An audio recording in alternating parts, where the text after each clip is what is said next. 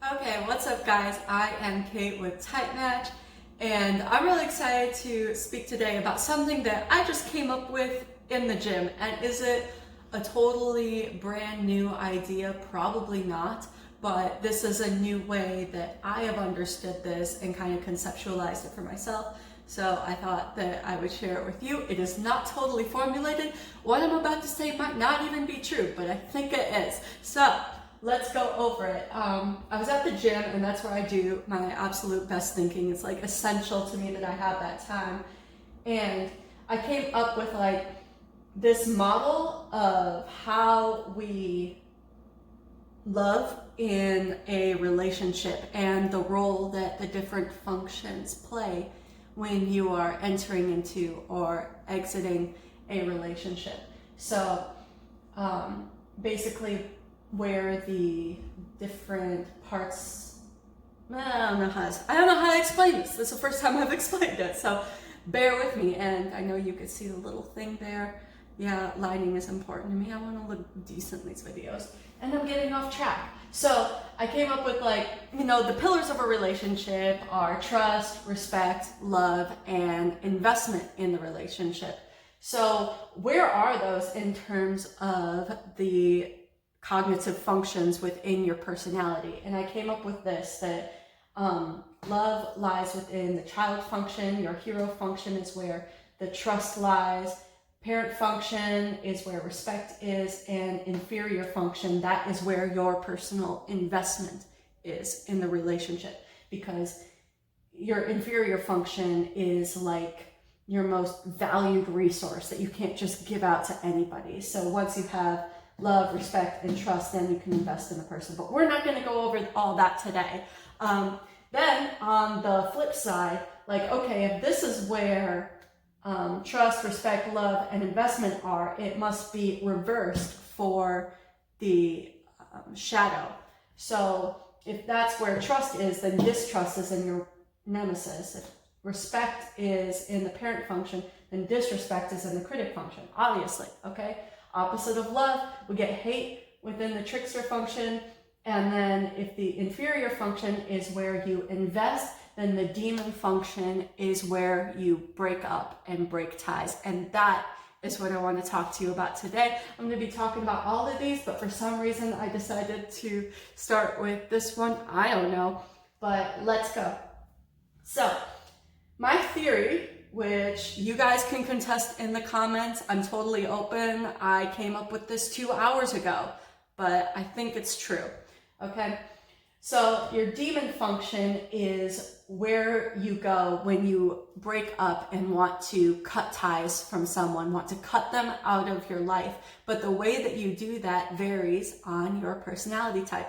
So I listed here all of the demon functions for each type.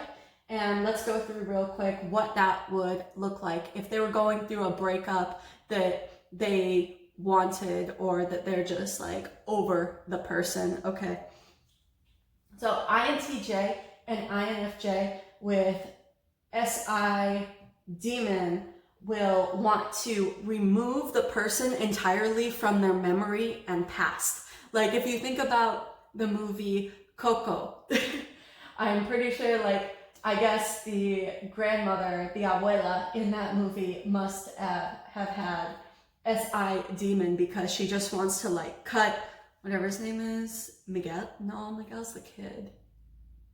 Whatever. Dude with the guitar. She just wants to cut him out of the family photos. You cannot speak his name. We're not playing guitar anymore. There should be no memory of this person entirely. So SI, I don't even want to hear their name. I don't want to reminisce on the past with them. I just want to remove that whole part of my past entirely so that I can move forward.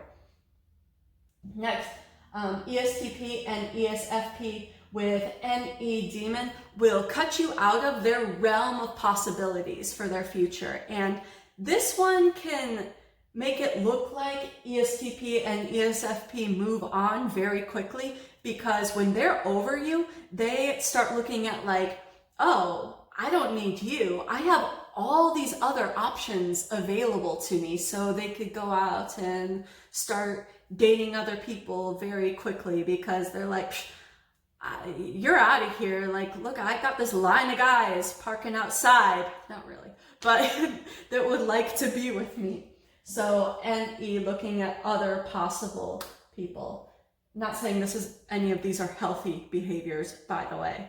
INTP and ISFP with FI demon.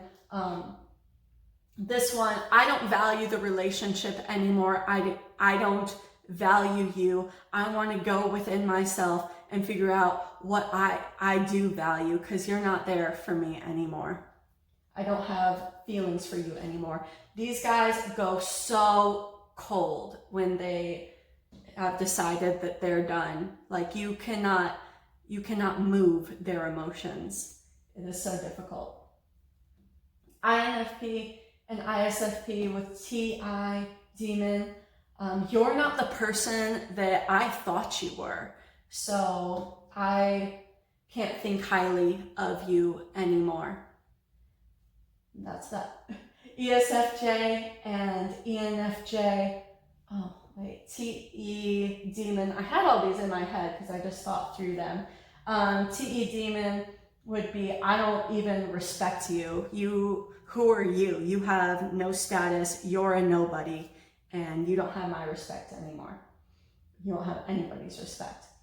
ENTP and ENFP with SE demon. SE is like present in the moment and experiencing. So they just don't want anything to do with you anymore. Like, and literally do. They don't want to hang out with you. They don't want to have shared experiences with you anymore. If you show up and they're at the place, they're just going to want to kind of like ignore you. Like, they don't want anything to do with you. ENTJ and ESTJ, FE, inferior.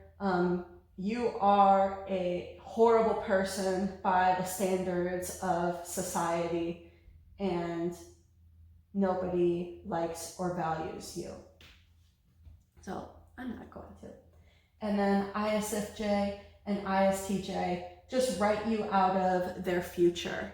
So they could be there with you like in the present moment, but it's not going anywhere. They've decided that they don't want to be with you, and they're not going to invest in their future with you, and that is that.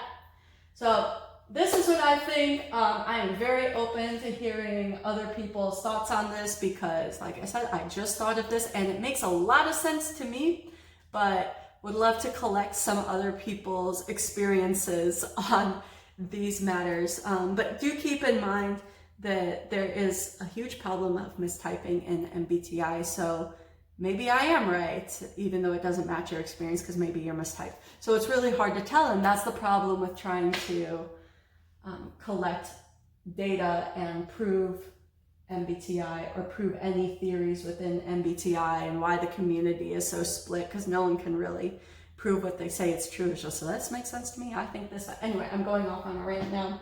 So I'll be going over these other ones in videos to come. But if you like this video, please click subscribe and like, and check out the TypeMatch app.